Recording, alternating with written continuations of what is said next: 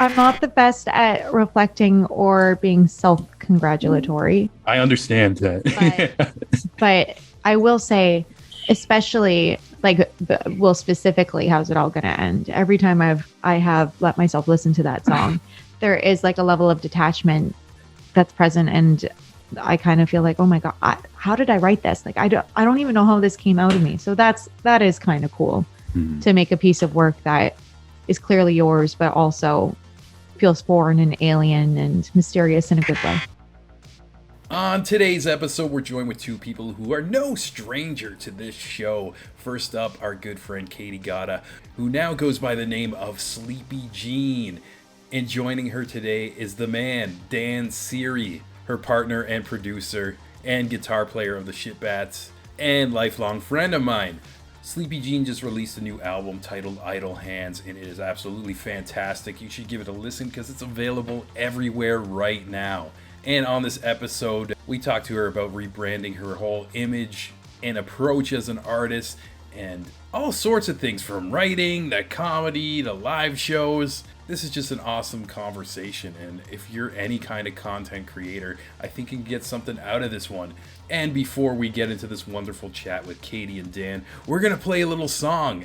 A while back, we helped her shoot a music video, and around that, she did a bunch of live performances of some stripped down songs from her new album, Idle Hands. And this one is just awesome. And keep in mind, she did this in one take. And yeah, we're going to get into this conversation in a sec. But first, here's Sleepy Jean with Downer. So how you were drawn to the kind of effervescent beings who live outside the lines, so like to try to assign meaning. Slipped out of my body, went to the edges of my being. Didn't try to trim the edge or to tidy up the leaves. I wondered if you saw me now. I'm at the outer limit.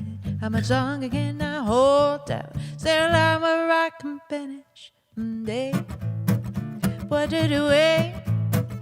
What did you wait?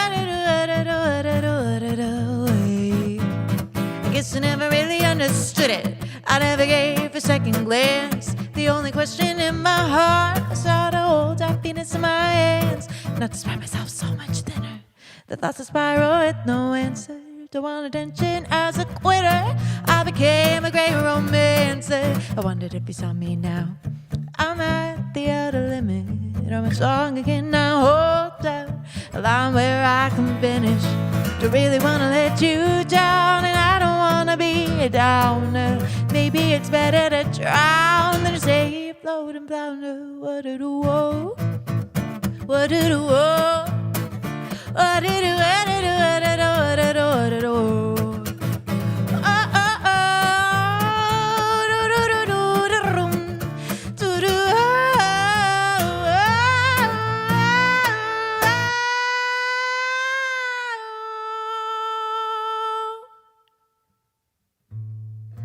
When I let you down, that I don't wanna be a downer. Maybe it's better to drown than to stay afloat and founder. I'm not wearing any pants. Just kidding, but Dude, we were setting up and I was wearing like gym shorts, and then yeah.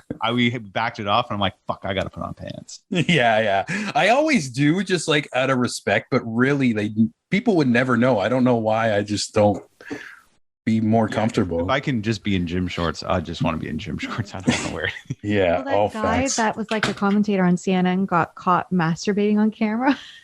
No way. My And then man. he got On a fired. Zoom, in a Zoom meeting, right? No, on the air. So I think I heard about somebody on a Zoom meeting doing it, but I didn't know on the air. I'd heard about that too, but that was, oh man. There's always something wild with CNN, like every couple of years, like somebody either like losing their shit and they don't realize they're on the air, or like now that I hear that's pretty awesome. That station must be like so lit to work for. Like their company parties must be like out of control with all Yeah, this. because they work like a pressure cooker, right? Yeah. They would just they'd probably go crazy and let loose and Yeah. Yeah, lots of trouble, lots of trouble. I think so. But yeah, I guess I'll just jump into this. Like, I just want to like casually hang with you for hours today, but I guess we should make a little recording today. But yeah, with Sleepy Gene and the man, Dan, you've seen his face many times before, and he's also created my old intro song and just been an amazing support and a friend of life. But yeah, even Katie, you've been on this show before too, under another name. Under my own name. Yeah. And I think it's cool, like over the quarantine, you guys kind of made your new album. You did a whole rebranding. It's completely awesome, like just style wise, like a vintage feel. You got the videos, you got the whole vision. Tell me a little bit about like why you wanted to switch to Sleepy Gene. When we first locked down, I started writing songs that sounded and felt different than what I'd been writing prior. And I kind of felt like I had stumbled onto something that didn't necessarily go along with the music I had previously released or like anything I'd previously done. And I wanted to create some separation and make something brand new and kind of come up with a character that people could get lost in. Yeah, So well, Sleepy Gene came to be. I dig it. I relate it. I'm always tired. So yeah, it's good branding. But yeah, that's like, it's clearly a Monkeys reference, but I always joke, my middle name's Jeannie. So that's where the Gene came from. And, in Welland, I'm like low-key an urban legend. I once fell asleep behind the wheel with my Apex instructor beside me. And he like, it was like a story that my sisters heard about the girl who fell asleep driving. Was it one of those like training cars where he had a wheel on the other side or no like down a brake country or road, and I was nodding off and he had to call my parents and ask if I was narcoleptic. Oh my god, that's so terrifying. But in the end you got your license, so somehow I mean, I remember he let me graduate the program and then called my parents and said, if by some miracle she gets her license, don't let her drive. Wow. But I've approved. That was like 15 years ago. It's fine. That's wild. Oh man, like I can't even imagine. Like, how was it like waking up in the car? Did you like freak out or was It wasn't like a full asleep. I was just like kind of nodding and like my eyes would close and he'd be like, Katie, and then pulled me off to the side and he started driving. Yeah. So now you're like the legend of driving school. Like this teacher like tells everybody like this story. Like I remember my sisters when their friends went to Apex, they're like, some girl fell asleep behind the wheel, and they're like, God damn it, Katie. That's amazing. So I am a very talented sleeper. I can kind of fall asleep wherever, whenever, no matter what I'm doing. Yeah, I didn't know the name went that deep. Like I knew the Monkeys reference and everything, and yeah, I thought it was just a cute name. That's pretty crazy and awesome. Yeah, it's got good stories behind it. I've got other good sleeping stories. I once got kicked out of a bar for falling asleep. I wasn't drunk. I was the driver. I was just tired, and I fell asleep on one of the couches. Yeah, did they think you were just hammered? There's you got to get out of here. Yep. Oh my god. That's awesome. And like when you renamed yours, not renamed, like kind of did the Sleepy Gene brand, did it feel good to just kind of like have a reset, like kind of a fresh start on your music and be able to like maybe take risks you didn't do before, or just do like a oh yeah, for sure. Yeah. It made me a lot braver in a lot of ways to kind of write lyrics that I don't know that I would have been able to write before, to dress in a way that I hadn't dressed in public before, to really like dig into all these things that had just been fantasies and I'd always found a reason to say no to. Yeah, it's cool. And yeah, with your videos too, like they have like a big presence. They're pretty trippy. I like the animation one you did, and the one I helped you film as well, where it's just got like kind of a vintage creepy Truman Show vibe. And that was so fun to make. Oh yeah, that was like one of the best weekends I've had on lockdown, you know? Like, right, yeah, that's right. Oh man, I forgot that. Because it was just sort of when we could start to see people on the last one, right? Because it was September of last year. September 2020, yeah. Yeah, that's awesome. And right, yeah, you would have been like one of the first people we would have seen. Yeah, same too. And I remember just feeling so refreshed, just being around people and just kind of doing a project and just having a great time and listening to good music. And yeah, it was great to hear pieces of your new album as well, Idle Hands, before it came out. Checking out this podcast, you should totally check out Ruth Wallace. She's got a song about making her man sleep in the bathtub. That's right. Yeah.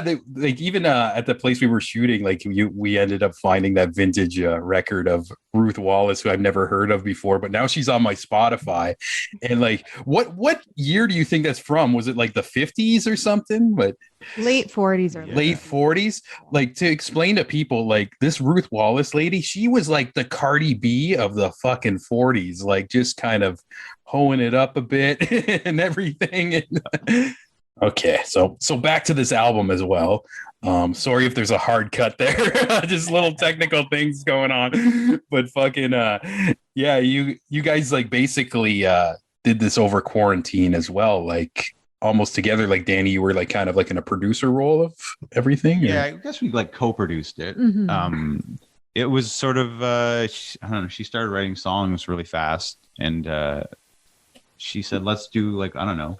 Originally it was just going to be a quarantine record. Yeah. Just I had like enough material kind of put together to start working on like a full length record. And once I had a bit of time to do that, I got really nervous. So I just think I started writing songs as a way to work through that. And then all of a sudden there was like this kind of different sounding collection of works to pull from. Yeah. So at first it was going to be, oh, let's do like 4 songs. And then it became 7 songs. And then I didn't like some of the songs, so I wrote more. And it just kind of kept piling things on Dan's plate. And he very kindly kept helping me with them. So. Yeah, all of a sudden there were we got drum tracks sent in so the drummer, Marshall, we had met him at a show just before the lockdown actually. And he had offered. And so we started writing these songs, and we were talking about, should we get drums for it? And then we asked Marshall, and he said, yeah. And then this was really easy to work with. He's a great drummer, really listens, and just like came up with great parts. And like, even like the slide guitar part that's in Smaller that I play, I just recorded it to like her acoustic guitar and like a click track, nothing else. And then he drummed over top of it. And then that's still the slide part that's in the record. Like it never got rewritten, which is like a testament to how good he is as a drummer, and that he listens and it fit around everything. But yeah, so it was a really nice surprise. And we got to use like horn players from out of town. I just kept coming up with more things I wanted to do. Yeah. And then like, Dan, you got to mix it. I'm like, oh God. Oh, fuck. I did like a metal-ish kind of record, so I can mix that kind of stuff. But I was like, she's like, how do you, I don't even listen to this kind of music. What do I do? So it was a lot of me doing a million tutorials online and trying to figure out, how do you make something sound old and analog and vintage, all that stuff. Oh, that's pretty cool though. And I'm sure, right with your little flavor too, it kind of like makes it unique. And yeah, one thing I didn't expect when listening to the album, like you mentioned, all those layers of horns and drums and stuff like that, because I've only heard the stripped down versions from you, like just the acoustic in your voice. And already like in my brain, I'm like, oh, these are hits, And then to hear like, those are like just solid like pieces of music, and then like to have like all those other layers too, it was just something awesome and surprising for me to hear, since I've listened to the earlier tracks, and I think you guys did a wonderful job. Thank you. Yeah, it's definitely a big step forward, which was kind of cool. Yeah. So things are slowly opening up. Like I don't know where people are listening from. I know I get a lot of American listeners too, and everything's open there. But here, like Toronto, Southern Ontario area, we're still like under like heavy restrictions for shows and things like that. Forward. Yeah. It's getting there. Yeah. Slowly. Yeah.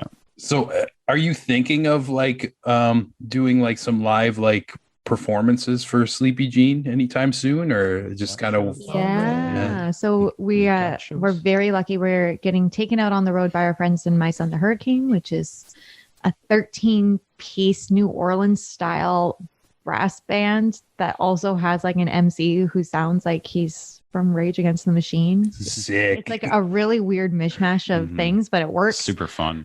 So we're doing a couple sold out shows with them in August. August 19th and 20th and 21st. And then it's not announced yet, but hopefully by the time this podcast comes out, it will be. We're going to be doing a hometown show as like a record release on October 22nd in St. Catharines. Awesome. Yeah, I'll definitely come down for that. That's awesome. Yeah. And even I've heard the name My Son the Hurricane. Like I've never listened to them, but lots of people have been talking about them. Like that's something I got to check out for sure. You kind of can't beat their live show. Yeah, that's what that's where their bread and butter is. And like it's a spectacle. It's crazy. Like they're really, really, really good. And it's fun. And like the part that I find really cool and interesting about them is the band leader, Dano. Like he does everything himself. Like he manages that band, he books that band. Like it is all done in-house. There's not really like an industry team put together. They are the definition of DIY on a huge scale. Yeah. Like everything about that band should not work, and yet it does. Yeah. I love that. That's like I guess what's special about it too. And I love hearing things like that too, as where like the artists have control. Like one thing that's been kind of a topic on episodes and just people I talk to in the music industry. It's sometimes you have to give up a little bit of your creative freedom if you get signed to a major label and kind of like cater and stuff like that. But it's always something special when there's like a grassroots movement, and that's what makes it pop off, you know, and like not some person in a suit looking at analytics or whatever, just kind of doing what's from the heart as well. And and if you can build up the groundswell yourself, then you actually have leverage when you talk to those labels, and then you can actually get a better deal for yourself. But it's cool. I know I love it when bands can just do it on their own as much as they can. And I think more so now than ever, the idea like what is success has changed. Maybe like if you want huge streaming numbers, you have to sign to a major label because streaming is basically the new radio, and you need people on the inside to pitch for you and help kick open some doors. But I think on the flip side of that, it's also completely doable to be a self-managed musician and make a living off playing on your own without having the industry buy into what you're doing necessarily. Yeah. And there's pros and cons. Like it's a lot of work to do it by yourself, and lots of like trial and error. But it's exhausting to do it by yourself. Yeah. We can attest to that. Yeah. Even like to the point like you're directing your own music videos, and like it's cool how it's like Sleepy Gene. It's beyond just the music too. Like you're making like your own like universe in a way, and it's interesting to see unfold, and you got the eye and the imagination for it as well. It kind of, I didn't realize it until we started making videos and putting stuff together. But like I was a drama kid in high school, which is embarrassing now, but it was what it was at the time. And I remember like I wrote a play and then scored the play and directed the play and like made all the costumes for the play. So like I've always liked the idea of like having your finger in every piece of the creative process. Now the goal is trying to find people who are better at it that I can convince or con into working with me. So that it keeps elevating the actual end product. Yeah, I relate to that style of personality too. It's like sometimes I have a vision, and then it's just I want everything to be a certain way, so I'll like just learn everything. And like hence like the first time I met Kat Clyde out of a Shit Bats show, I had her do like a little acoustic performance on this comedy night I was doing. It was like half comedy, half music, but I was also like had videographers there, like directing, and I was the host of the show. And like, I remember just feeling like just so much dread that morning, like doing the show, but I ended up like doing it. But it's just like, I need to meet people to, I don't know, just help in a way. But it's nice to be able to delegate a little bit. And like that's the cool part of having a creative community. Even so, we mixed and had Idle Hands mastered, and then like we kind of listened to it more, and it's like it's not quite there. But we had a dear friend, Russ Donahue from Stonehouse, who kind of helped us clean up and finish up some of the mixes. And our mastering engineer, Christian, is just incredible and so patient. And Mastered it twice. Yeah, mastered it twice, gave us excellent notes. Like just yeah, super collaborative. It is really cool to like start to see a community form around all the different pieces that go into a project, especially the ones you don't necessarily see. Yeah, definitely. And you use the word community, and you want to hear something very small world. I know Christian through somebody you guys haven't even met before. And this person actually did the logo of my show. She's a graphic designer. And for a few years back, like I kept going to like her birthday and Christian would be there. And we always have like these really like awesome deep talks. But then the next year around, we forget each other's names. And we're like, we remember like the interaction we would have. So we'd see each other and we're just like, oh, hey, man, what's up? Maybe a high five and a hug. And it's just like, oh, man, what's your name again? This happened like 3 times. But then like finally getting him on like social media, it's like, oh, it's Christian. But I remember when you first like released one of the singles, or actually it was for How's It Gonna End? And you tagged me, Dan, and then I saw Christian's name and I was like, oh, cool. Like small world of things connected and like, yeah. And it's like, we're not even like living in the same city. It's pretty cool. But you use the word community. And I think like sometimes just people with like similar vibes, like one way or another, like just being out doing your thing, you'll start gravitating together, or like to start same people and everything like that. But no, it's kind of one of the like the most fun things about being a musician. I think like you can make it super businessy and talk about networking and growing your network of people, but at the end of the day, you just want to find other people who are passionate about making cool shit, and then you go and you make cool shit together. Yeah, facts. See, that was fun. What are we doing next? Yeah. And I feel like when you have that attitude towards a project too, I don't know, there's just like some sort of warm energy that gets put into it, and just it feels authentic and everything, instead of like going back to like what I was talking about, like analytics and calculated and this is hot right now. And like I just was working at a job where they were really like that with videos and stuff like that. And after a while you see like people like dropping like subscribers and stuff. It's like you realize like people feel like if there's a soul into what you're doing or not. And it's just, I don't know, it's something that's interested me, like just watching like kind of like online analytics or hearing things, oh, you should be doing this, and then I try something and it just doesn't work, and then just doing the most natural, I don't know, thing to my intuition is usually the thing that pops off, just kind of I don't know, it's like kind of finding your space and your groove and just being authentic to yourself. Oh, for sure. That's always what seems to resonate, if you're being genuine.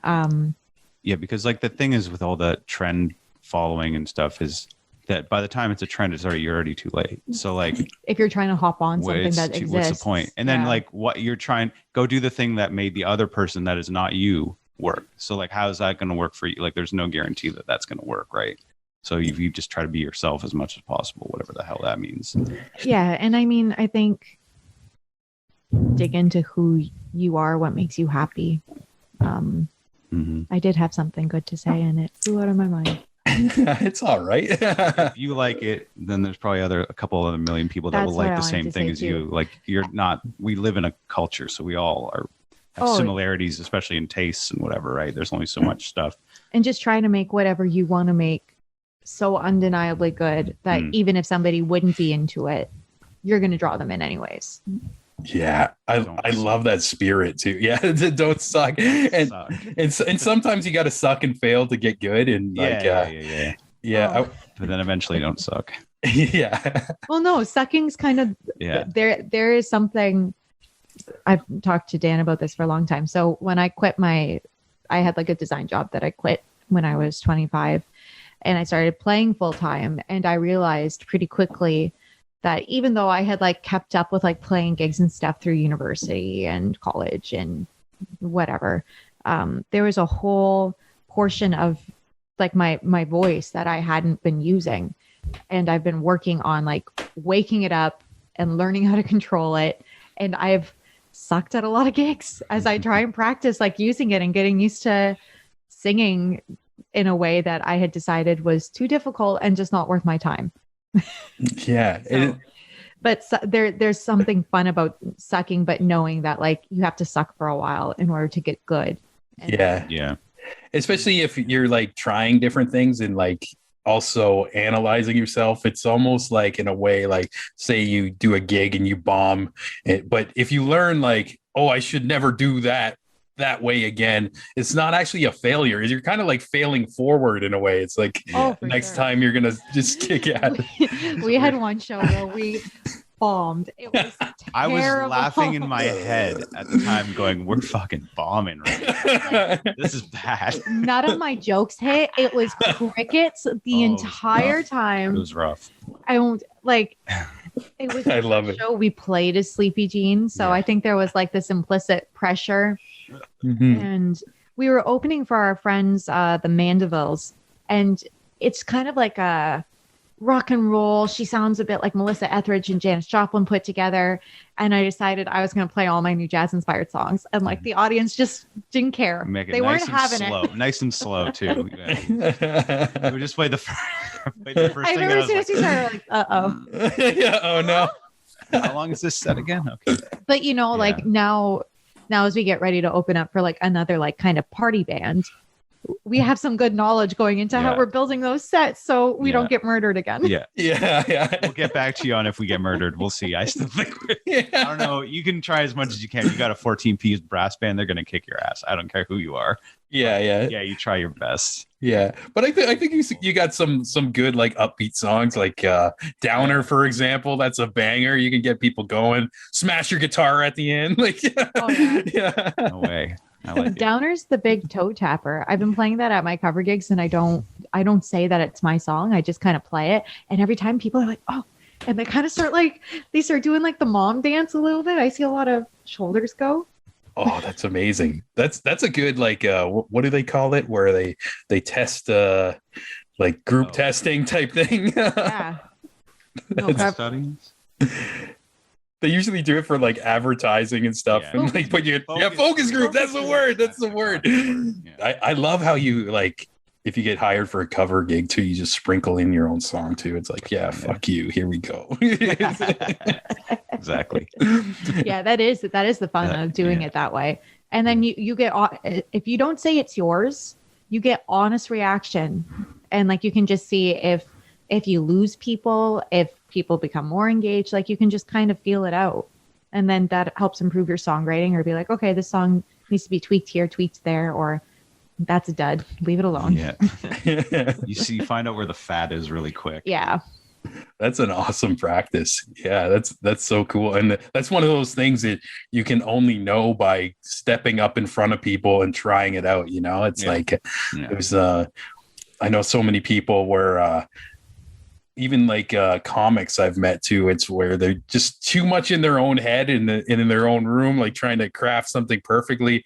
And you really don't know until you just step out on that stage and just say it. It's like performing anything. It's a thing you can only make with an audience. Yeah. Especially comedy, even worse. Like music, you can work a song out and mostly you don't know if people will like it, but you can know that it's good. But like comedy is like totally just dependent on the audience and if it works.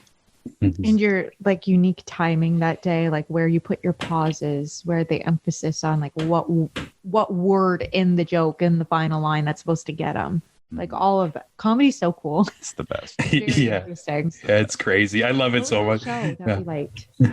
I don't know. The one about the stand-ups, like for the Just for Laughs festival. Yeah. It's an Amazon Prime show. It was like about inside jokes, I think it was called. We watched that. It's like about young comics coming up and trying to get into the Just for Laughs festival and following them and stuff. Oh, that's really cool. I got to check that out. Yeah. I find like me and you, Dan, we dabbled in it and did it once. Yeah. I want to do it again. I did it once before the pandemic. I want to do it again, but I'm trying to get back the gig legs for music first, and then I'll worry. Once that's all settled in, maybe I'll do a comedy set. But Yeah, for sure, But for it's the sure. best.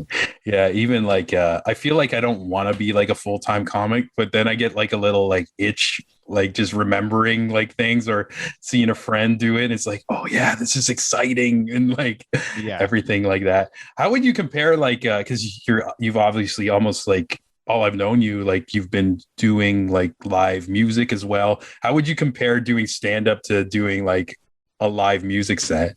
So I only did it once, but it's the stand up for me was so much more visceral than music because I've been playing music for a million years. So I can kind of back off a little bit and just sort of be in it. But like stand up, you have to be so present and right there because I was sort of like telling a story, but it was I was doing the stand up thing and they said, okay, you need like 7 minutes. So I had the 7 minute story about like a tour I went on. It was craziness.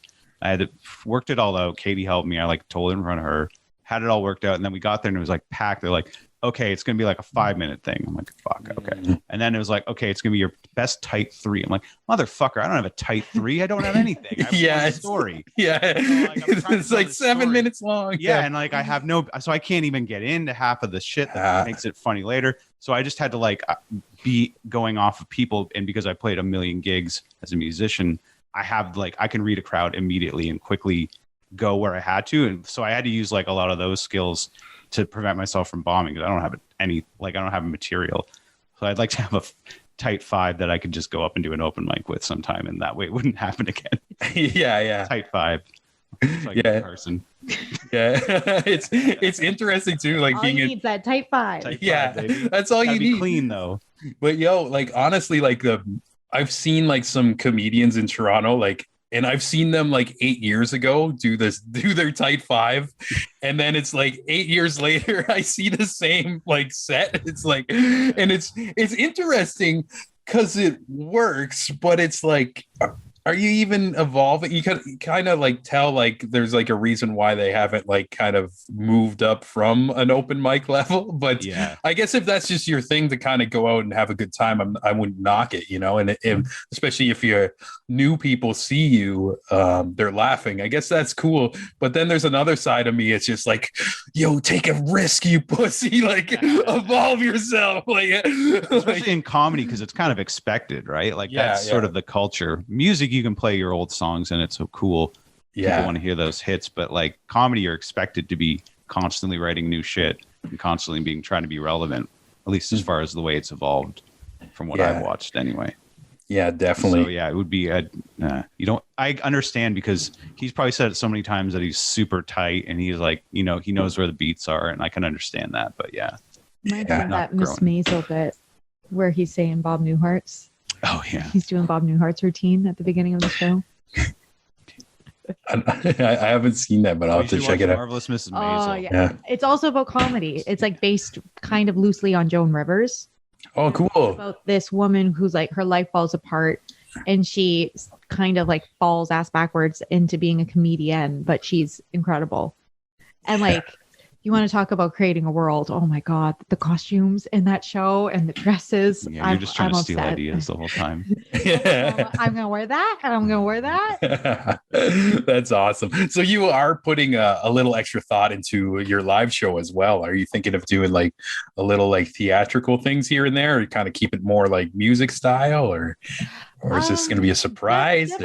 Definitely still like based around all the music. I think live, well, I'm definitely going to dress more outlandishly, which will be fun for me. And, I think that sort of thing, it sets up what we're doing.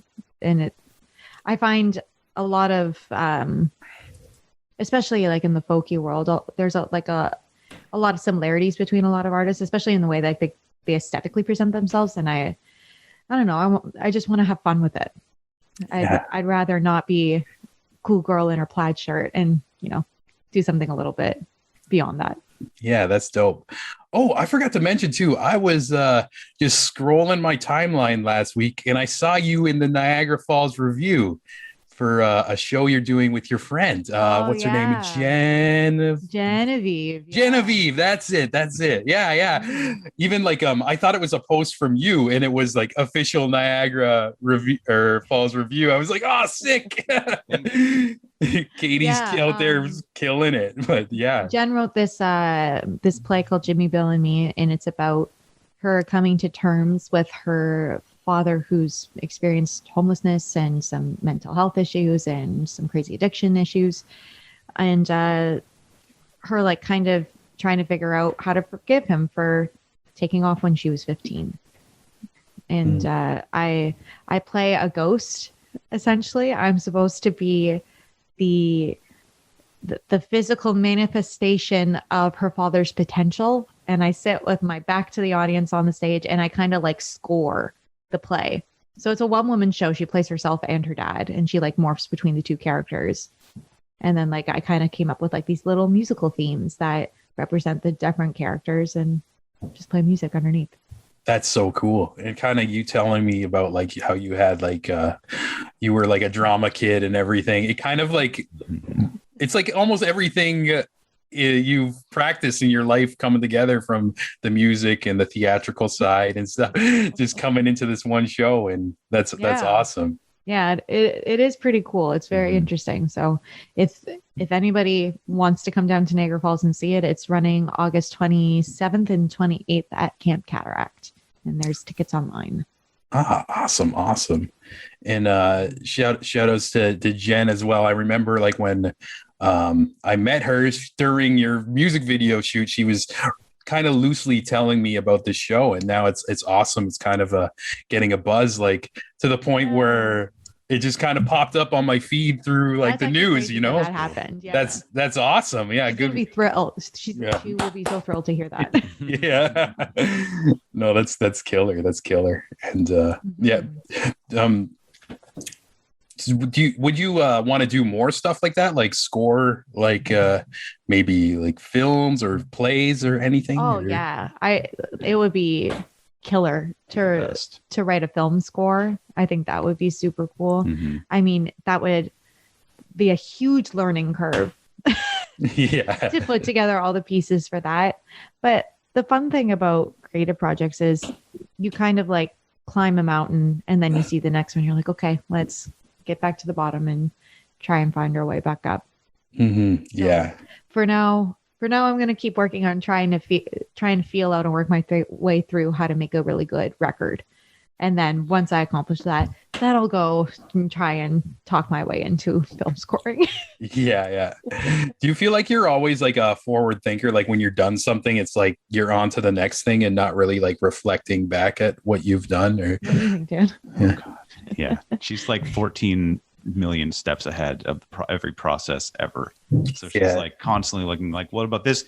Well, that's like the other night you called me. We were talking on the phone and she called me back. And then I was like, she's like, oh, by the way, we need to make a jazz record. I'm like, what? And then she's like, not now, but like in a while. Yeah. I'm like, okay, all right, I'll think about it. Yeah, just putting it out there. Talk to me in 2 years, and then maybe. But I think I said not because we're halfway through finishing like the follow up to Idle Hands.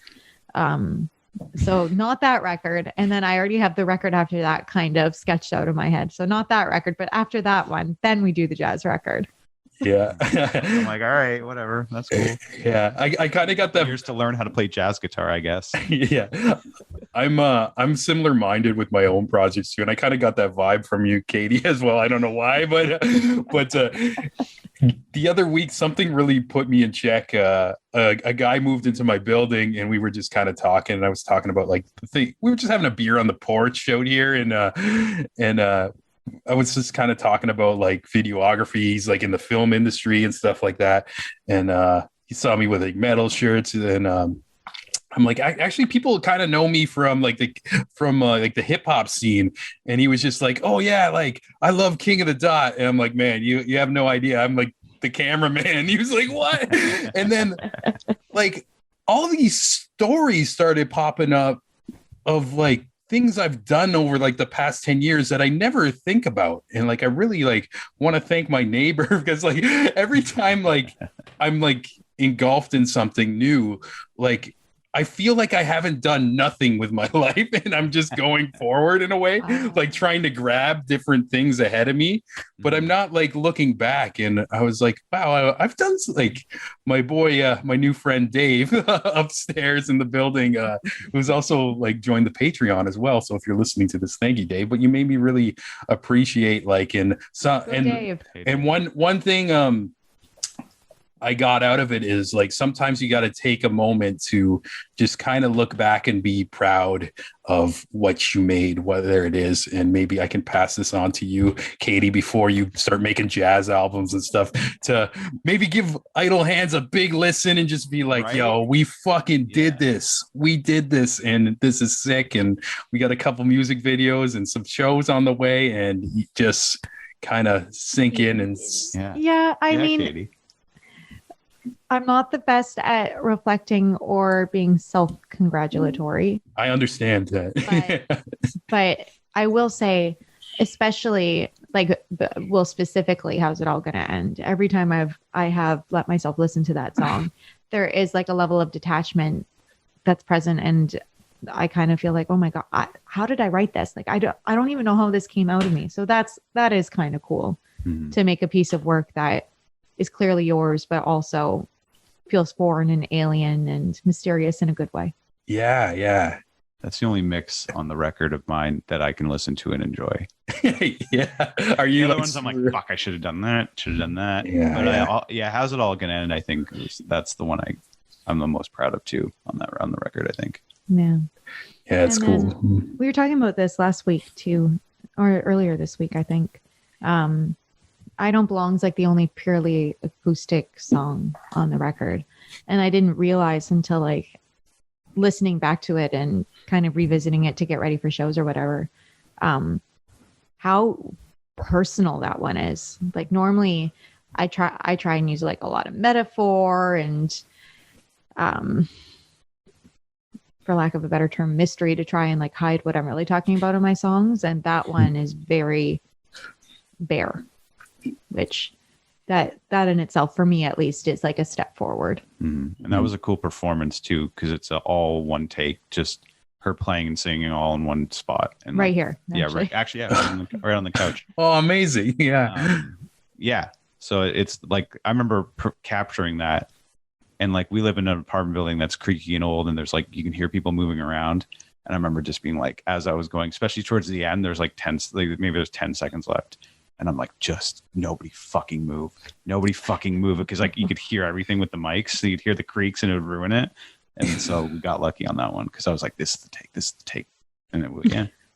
Oh, nice. And nobody moved. Nobody moved. I think it would even be cool if there was like a little creak or something. I know you guys are a little more perfectionist. You don't want to. Like a there's cute plenty creak, of creaks like on the record. A fun creaky floor. This is like stomping. Do you remember the woodpecker? We were trying to record vocals, and there was a woodpecker outside, and it was just a perfect freak. Like you can't use it, so we just like, well, we got to stop till the woodpeckers. Like that's because we just recorded it in our place, and this is why people pay for studios. Oh, there they go. Yeah, you might hear it now. Of people moving around. Anyway, so it's like, I understand why people use studios because you can't control anything. Yeah. The woodpecker doing like a blast beat. I was like, yeah. Do I get a gun? No.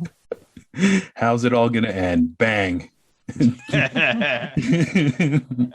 See you, buddy. There's your resolution. Yeah, exactly. Yeah. Well, it's so awesome to like pick your brain about the album and everything. I feel like there's so many things I could talk to both of you about too. Even with Dan, you rocking with the shit bats too. Like Ed the Sock just kind of like fucking played your tune on his new thing and everything. Super cool. That was crazy. We're like, man, like you and I grew up on Ed the Sock, so. And like you've had him on the podcast, so it's crazy that he's all sort of. It's all full circle. Yeah, a little bit. Yeah, and there's some new shitbat stuff coming. I can't talk about it yet, but there's new things on the way. Exciting. Yes. Awesome. Yeah, well, you guys are absolutely killing it, and Anything like, so you got the shows coming out right now. Idle Hands is out as well. Yeah. Where can people find that? Or Anywhere you stream music. Yeah, it's out there. Just go take a listen. is there a way for them to purchase it as well, or is it just streaming? Or Through my Bandcamp. I have, for somebody who makes websites as like a side living, I don't have any of that stuff put together for myself. So eventually there'll be a web store that they can purchase it from. But for now, you can buy it through my Bandcamp. Awesome.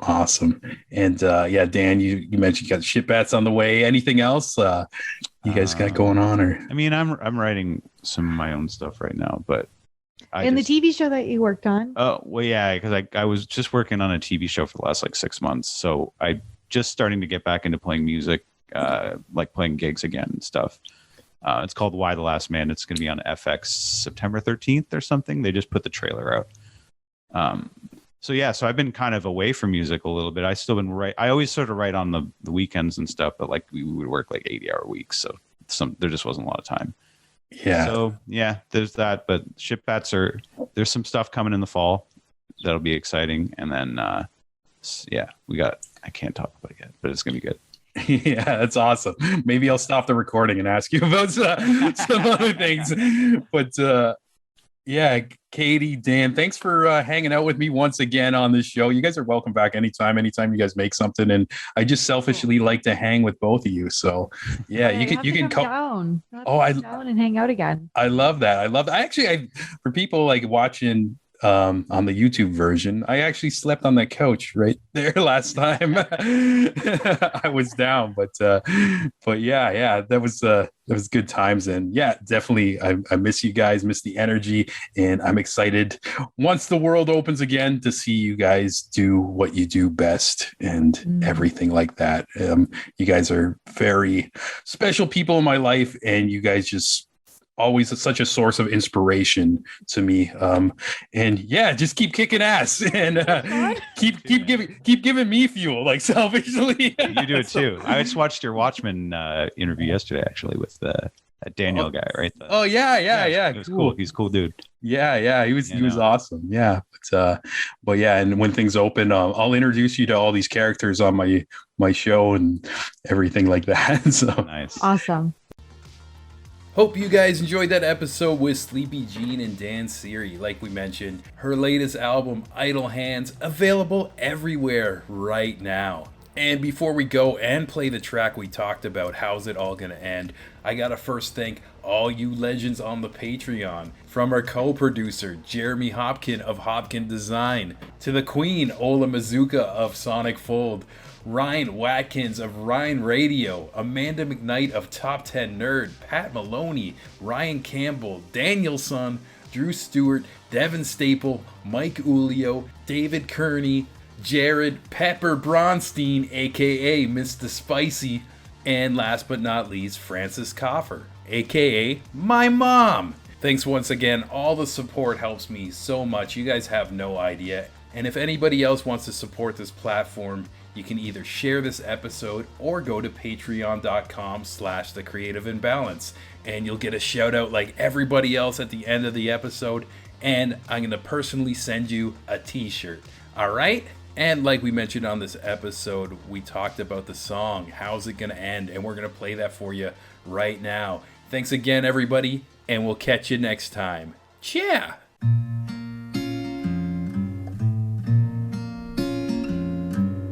How many times shall we sing the same song? Comes bruised by the swallows, the blood. Decide a scared day. I don't feel your pins break. Watch you pick parts of me from your nails. How many blows am I required to take? You blaze trails and arrange my confusion. No forgiveness you'll find. Did my heart know my mind? I guess I'm just not as you knew.